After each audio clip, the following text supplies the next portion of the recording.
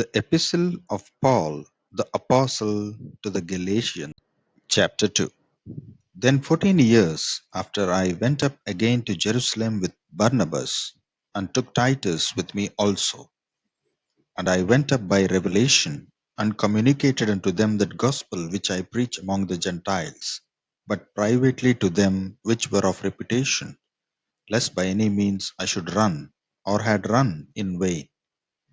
But neither Titus, who was with me, being a Greek, was compelled to be circumcised, and that because of false brethren unawares brought in, who came in privily to spy out our liberty which we have in Christ Jesus, that they might bring us into bondage, to whom we gave place by subjection, no, not for an hour, that the truth of the gospel might continue with you.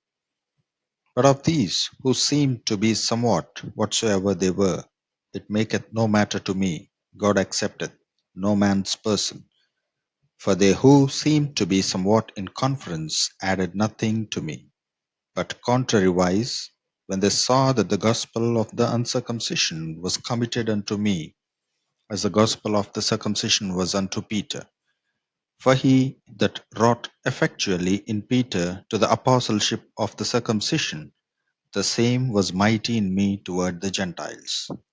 And when James, Cephas, and John, who seemed to be pillars, perceived the grace that was given unto me, they gave to me and Barnabas the right hands of fellowship, that we should go unto the heathen, and they unto the circumcision. Only they would that we should remember the poor, the same which I also was forward to do. But when Peter was come to Antioch, I withstood him to the face, because he was to be blamed. For before that certain came from James, he did eat with the Gentiles. But when they were come, he withdrew and separated himself, fearing them which were of the circumcision. And the other Jews dissembled likewise with him, and so much that Barnabas also was carried away with their dissimulation. But when I saw that they walked not uprightly according to the truth of the gospel, I said unto Peter before them all, If thou, being a Jew, livest after the manner of Gentiles, and not as do the Jews, why compellest thou the Gentiles to live as do the Jews? We who are Jews by nature, are not sinners of the Gentiles, knowing that a man is not justified by the works of the law, but by the faith of Jesus Christ. Even we have believed in Jesus Christ, that we might be justified by the faith of Christ, and not the works of the law. For by the works of the law shall no flesh be justified.